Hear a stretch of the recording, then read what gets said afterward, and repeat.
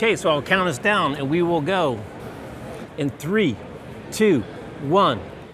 Hey, welcome back everybody. Jeff Frick here, coming to you not from the home office like I usually am, but I jumped on the road, went down I-5 to Anaheim, to right next door to the happiest place on earth. Maybe this is the happiest place on earth this week. It's the Atlassian Team 25 show, 5,000 people running around, learning all about teams and teamwork. And we're really excited to have our next guest, who's really an expert in the field. He's Mark Cruth, the principal modern work coach and advocate at Atlassian. Mark, great to meet you finally in person. I know, right? We've interacted online. I'm excited to see you. And you know what? I would say we are the happiest place on earth. And you just get the benefit of going off to Disney to enjoy the other part of it. This is the true e-ticket, right? It truly is, right? You feel the spirit around this place, right? So much stuff going on here today. So many big themes. So there's a lot of places we're going to go. But let's talk about some of the foundations. You talked about, you need kind of the foundation before you can build the house. Before you can build anything, you have to have some of these foundations. So what are some of the foundational pieces that have to be in place to be successful as a team? I think it really comes back down to, I always think of there's really 4 things that any good team needs. And I find it works for, development team, a finance team, an executive team. It's stuff like, you got to have alignment on where you're going. We have this team playbook. You probably heard about it at Atlassian. These have different practices that we've done at Atlassian to help us kind of form how we work. And really these come out of there. So we have things like a team poster. Get alignment on where you're going as a team, why you're going there, who's your customers. You got things like working agreements. I think working agreements are probably the biggest element to any team coming together, because it comes down to let's make those implicit assumptions that we have when we work together very explicit, Right. You got roles and responsibilities, super simple, but it's missed all the time. And then we have, work has become so complex nowadays that you need to understand the network of teams you're working with. So we actually run a play around that. And really what it's all about is, again, giving teams the intention of what they're doing, who they are, where they're playing, and who they're playing with. And if you can give them that, you can then start layering in tooling to actually make them more efficient. But without that, you're not effective at all. It's so interesting, right? Because I don't think very many companies put in the rules, not only about how we work in general, but even around a specific tool. They put in a new tool here, they put in a new tool here. Nobody really knows what you're supposed to do, when and where and how, what the rules are. I think one of the best ways that company, if they're struggling with that too, to approach that is with templates. I'm a big advocate of templates. And we would do that whether it be in Confluence or Jira, whatever it is, and it give you saying, hey, you're creating a new team with a new space. Let's give you some of these pages that will be hey, you should run this play, you should do this play, because these are core pieces. If you're in Jira, here, let's set you up with a good workflow. I love it in how we set up the different projects in Jira. If you're a marketing team, if you're a software team, we'll give you not just a to-do in progress done, workflow. We'll give you something that says, hey, based off the way most teams work, this is a good place to start. And I think that's something that gets missed so often, is that you give them just a blank slate, and people need to have not a blank slate feels good because you're I can have freedom, but I also need to know what good could look like. And so it's good to start somewhere. Right. Yeah, structure helps. Even just the basic one you've talked about a lot. How do we measure success? Most people never get to the stage to say, what does success look like? And as I think Dom said in his session, success isn't the actual work product that you're working on right now. It's a much broader concept. Oh, it comes back down to I think so often it's one of the things we created about 2 years ago is this idea of a modern work manifesto. And one of those things within that is looking at outcomes over output. And one of the things we find is that so often you look at, I delivered the thing. That's my success. It's no, what was the reason you delivered that thing? What was the thing that you were trying to achieve? Because there was likely some sort of customer impact or some sort of efficiency or something in your ecosystem you're trying to get. That's what you got to look at. And so often, to your point, it's we're getting inundated by the busy, what's the next thing? And we never go back and do that measurement. And so for me, that's actually one of the things I love with how we use things like our goals in Atlassian Home, because when you have these things, you separate them enough from the work where the work is happening, but you don't close the goal until you've actually done the measurement. So now you can go back and be okay, what did we learn? Did we actually have the impact? Because otherwise, if you just complete the work, mark it done, so often you don't go back to it. And I think that's one of those biggest things that cause a company just to keep repeating the issues they experience. Right. I mean, Simon Sinek said it many times, right? It's about the why. People want to, not only the why for internally, but the why from the customer point of view. They also want to know, why you're doing it. And you see such a huge misalignment in goals, right? I think when you said when you've talked to teams, you get to that question, you get all kinds of different answers. Well, you know what's interesting with goals too?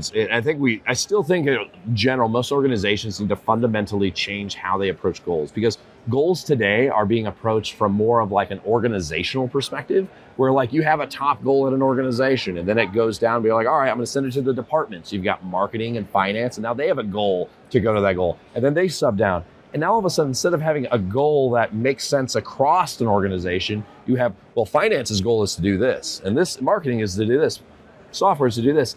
The thing is those don't necessarily work together now. Right, and so we've broken it down. It's like we siloed our goals. And I think that's one of the big areas, like when I mentioned things like our network of teams, that was a big piece for us to try to look at. When we understand the teams we need to work with to get work done, we say we should have a goal across those teams. And then, yes, it might ladder up to something higher up in the organization, but we don't want to have those individual siloed ones. Otherwise, again, you're just doing the motion, in my opinion. You're just going through and saying, oh, I did the goal thing. Okay, but did it have the impact? Right. One of the things that Dom talked about when I had him on the show before is also really focusing not on the entire organization, because it's big, it's too vast. But really those direct teams that are 1 degree upstream and 1 degree downstream, and making sure that you guys are aligned.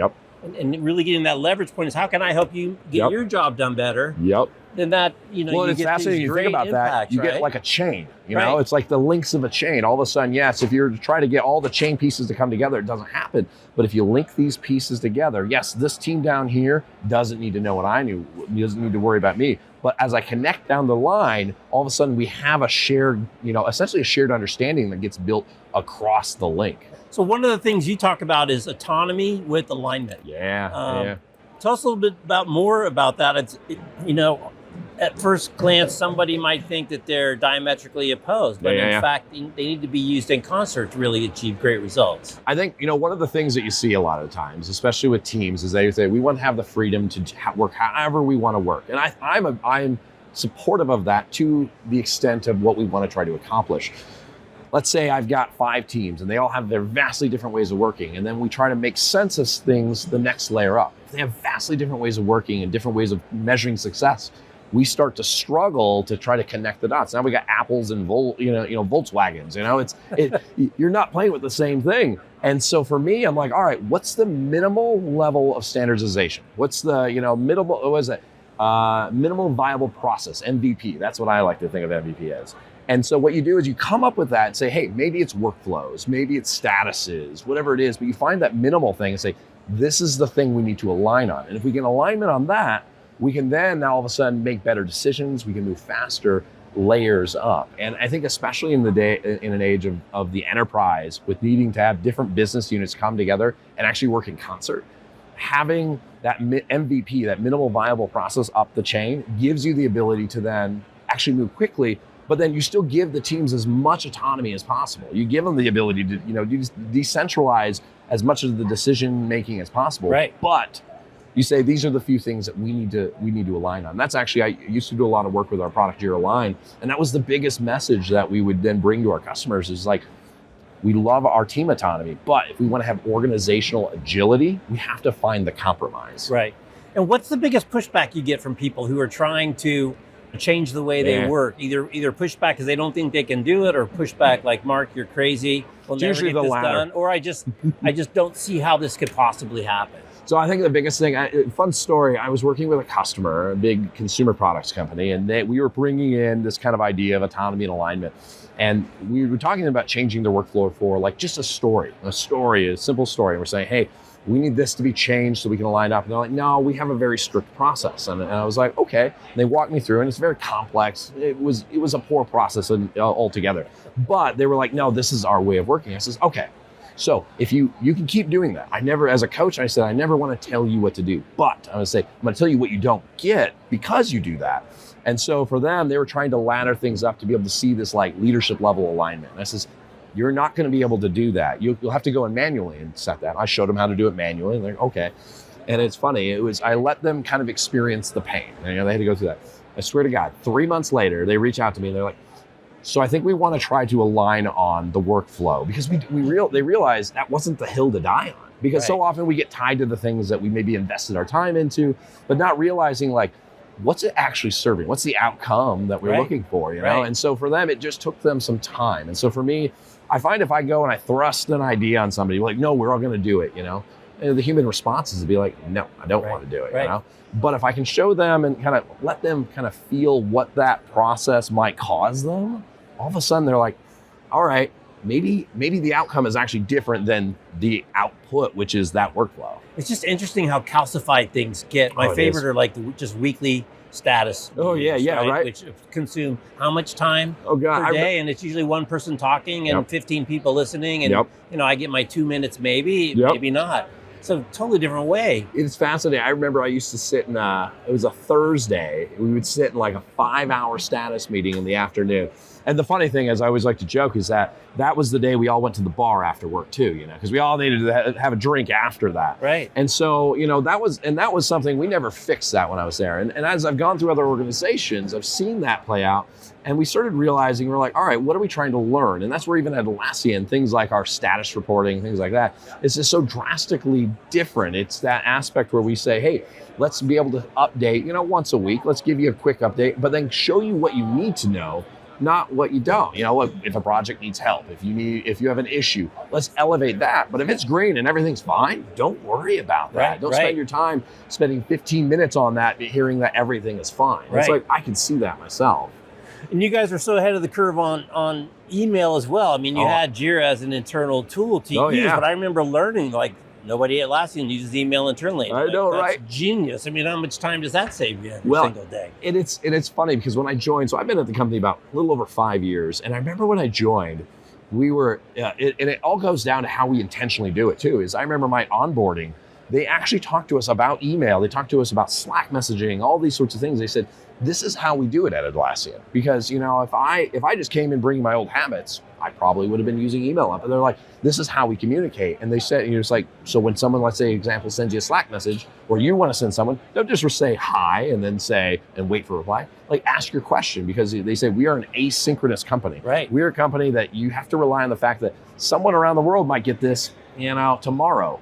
Don't give yourself that much time. Go through the process and actually say, hey, assume that they'll get it and give them what they need to get back to you. Right. So another big piece we didn't talk about yet, but I think Annie Dean talked about it in her section, about how many hours are spent searching for information. And I know it's somewhere. I have a little recall. I can't remember. Is it a DM? Is it a text? Is it a Slack? Is it an email? Is it a Jira ticket? And you guys have really, especially with the new AI push, making a big move to basically making that information way more not only 100%. discoverable, but even presented to you, 100%, right? Well, it's things like having that kind of unified search. You know, I was actually just having a conversation with a group in one of our brain dates about the usage of AI for like search and like really unifying information. And it's that aspect where now I can connect the right data sources. And now when I ask my question, I can do it in a way that gives me essentially a response that looks across those data sources. So now, to your point, I can save that, 4, 5, 6 hours I'm spending every couple days searching to actually say, hey, this is the information I need. Okay, so you have another job beyond your formal job that's on your LinkedIn title. And that's the executive producer of Experts Unleashed. Yes, I am. So I want to ask you a couple of questions about Experts Unleashed. We're going to start with one of my favorite people, and that's Patty McCourt. Oh, I love that episode. It's such a great episode. And, you know, her point that if you give somebody positive feedback immediately after they do something positive, to her quote was, they'll do that 3 more times before the end of the day. Right? Exactly. And I think that's something across every single one of those episodes. There's been those nuggets like that. And like Patty, I love her. She's a pistol, you know, and the way she would approach it, she was like, it was almost that aspect of like, you know, we want to be, what was it? Is it Brene Brown that says, don't want to be nice, we want to be kind. You know, we want to work fast, but we want to give effective feedback. And she said, like, that's the biggest issue out there, is that people don't know how to give effective feedback, and it's knowing the moment to do it. It's knowing when to do it and how to do it. That's great. Okay, another one. Andy Walsh. Oh, yeah. The bear. I love that one. Talking about really...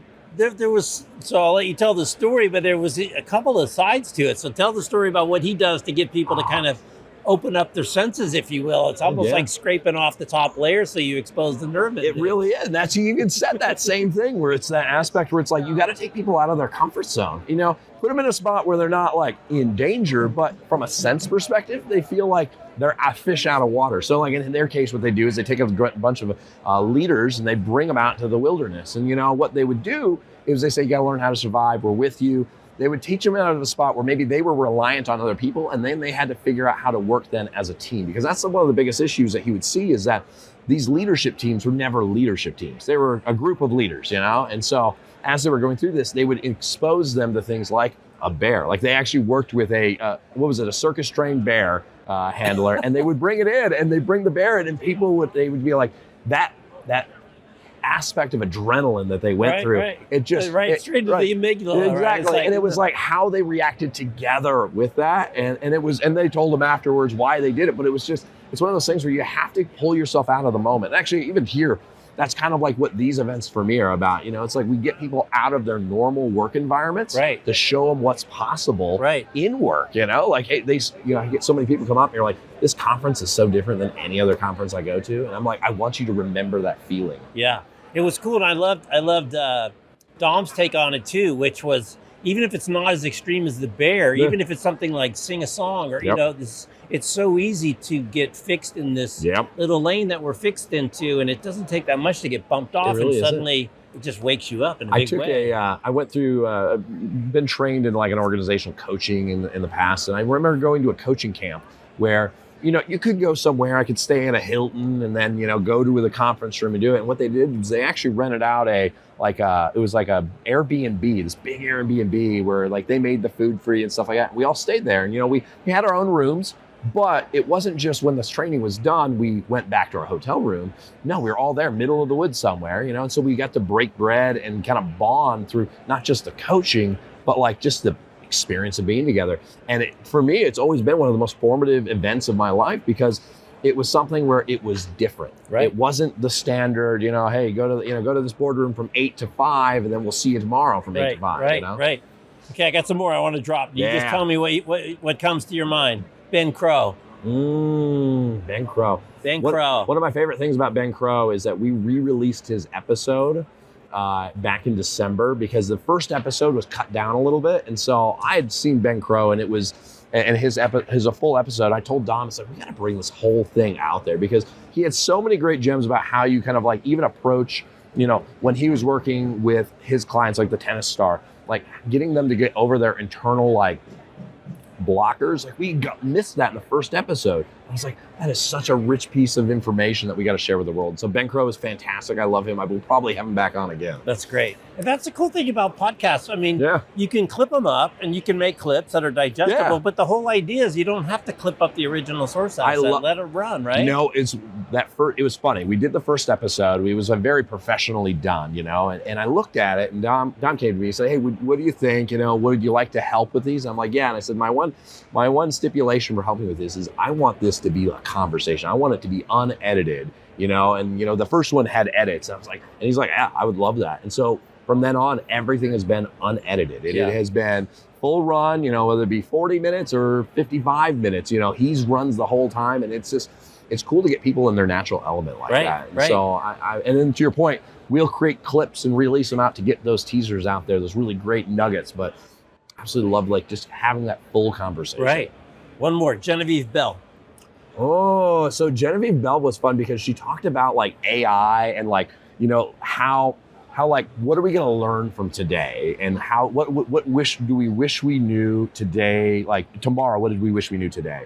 And she talks about how scary. I know it is. And like, well, and she even talks about things like, you know, what was it? I forgot his name. It's James Bell, I think the creator of the steam engine. You know, how I love that story. She said, it's like, wow, if we had a magic wand and we could go back in time and tell them, it's like, wow, if you thought about making that just a little bit differently to prevent, you know, the pollution we see today, like, could we, like, wow, wouldn't that be awesome? It's like, how do we keep that mindset today as we're approaching AI and other technologies to be like, what will the future person in 200 years ask us? And I was like, oh, that's a good question. Especially as quickly as things are going, we're in a spot where we could easily not ask that question, and then who knows what will happen. So I think that was the big thing I took from her, was like taking that time to actually say, what will people be asking, like wishing we did back then? It's really interesting. I'm actually really scared about that, because if you look at, say, Social Dilemma and what we didn't do around social media, and the law of unintended consequences, that an ad-based model that's based on clicks really does much better with inflammatory content. 100%. Nothing to do with anything else. I know, right? Exactly. We're going to kind of smoke the fires and we see how its impact to the world. Yeah. You know? And the other one that really is disconcerting is our privacy stance here in the States. If you look at GDPR, the fact that the EU could come together as a group of countries and come up with a unified standard. We can't even do it as a group of states. No, right. And then you look ahead at AI and talk about governance and regulation. And everyone's like, well, it's going to stop the innovation. Like, not necessarily. Well, I think there's this fear of it stopping innovation. But the thing is that should we? But we need to do it responsibly. You know, that's the thing. Like, there's nothing saying that we shouldn't innovate. We just need to do it in a responsible way. And like to your point with the EU and how they've approached it, that's not slowing them down. You know? Although, I don't know. I guess we'll see. We'll see. I don't think it'll slow them down. I think there's plenty of opportunity. The question is who's going to follow the regs, who's not going to follow the regs, but at least to be talking about it instead of just, it's not just technology. Business unfettered does not have a long history of doing the right things to people or the planet or anybody. And I think that's, again, it goes back to Genevieve Bell, and for me, and it's like going back, like, all right, let's ask that question of like, what are people going to be saying? Ask it, wishing we did in 200 years from now with this. So companies changed a lot. Went from 2 CEOs to 1 CEO. I think that was last year. You got the biggest logo on the F1 car in the back. So you've been there for 5 years. How are you seeing Atlassian kind of grow and change as it's no longer 2 guys in Sydney working on Jira tickets to get rid of open source? The story I always like to tell with this one is like, so when I joined, we were like 2,000 people. And I don't know if you've heard the numbers Mike keeps throwing around, but he keeps saying 15,000. I heard, right? Isn't that wild? And so, as you can imagine, that changes the way an organization works. And we've got and for us, the way we've looked at, and what I love about Atlassian is that I see a lot of organizations as they grow. I've experienced this as they've grown, is that as they get bigger, they start adding more values or principles or things like that to try to kind of justify different ways of working across the organization. But for us, we've stuck with our same values. And what we do is continue to look at our decisions from those lenses. And honestly, having people like Mike and Anu and others there who continue to help reinforce that for us has really helped to shape the way the organization continues to grow. We get new ideas, we get new process things that come in because as we get bigger, we need it. And we have different ideas. That's why we hire these people to come in.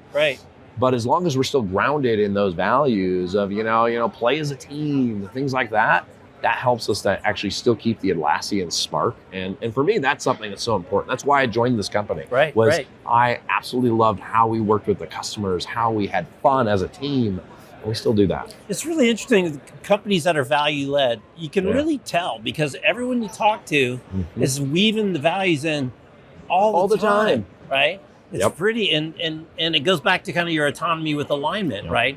Bring in a bunch of fresh, smart people, let them do their thing, but now you've got this consistency on the value so that you're all going in the right direction. And you guys are so focused on let us do our thing, right? and then but know where we're all headed. Right.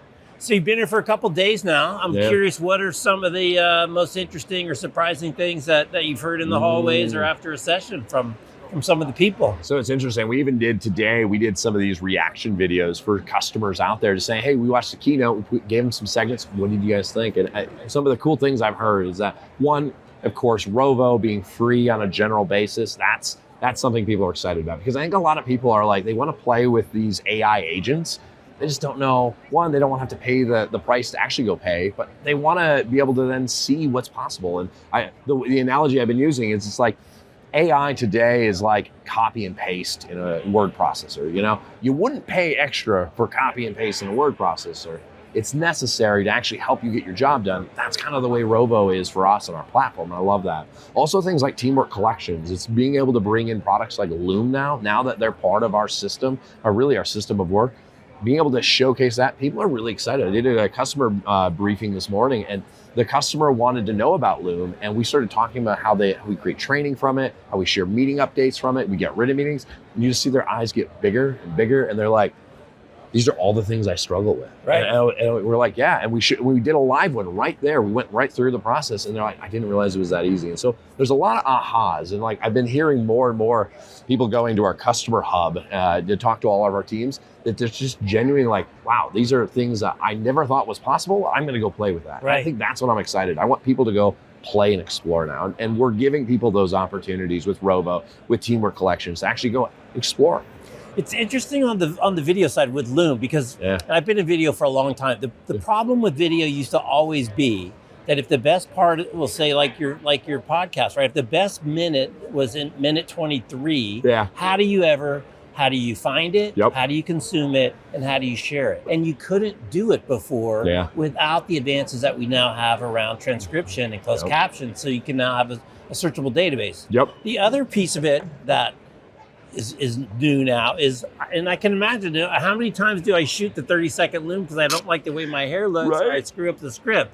But now you've got a whole generation of people who are much more comfortable talking to their phone, having shortcuts. So how do you avoid kind of the Instagram, it's got to be perfect, just get it out there? That's the biggest thing for me is actually my biggest feedback to people when using Loom is like, treat it like the Instagram thing. Like, don't feel like you have to make it perfect. If anything, when you try to make it perfect, it actually ruins the authenticity of it, in my opinion. Right. And so I said, get it going. If you don't want to be on video, you know what? Don't worry about it. I says, don't do it. We have that ability. We even have the ability coming out, I think it's some of our new beta features, is to even create your own avatar. So you can have that avatar, and that avatar can now represent you. It just gives you the ability to still get the message across. Right. And for me, what I love about it is that you can go in and you can, again, have that, share those ideas. And then when I consume it at like 2x speed, And so I may not even be looking at it. I'm just consuming it like verbal, from a verbal perspective.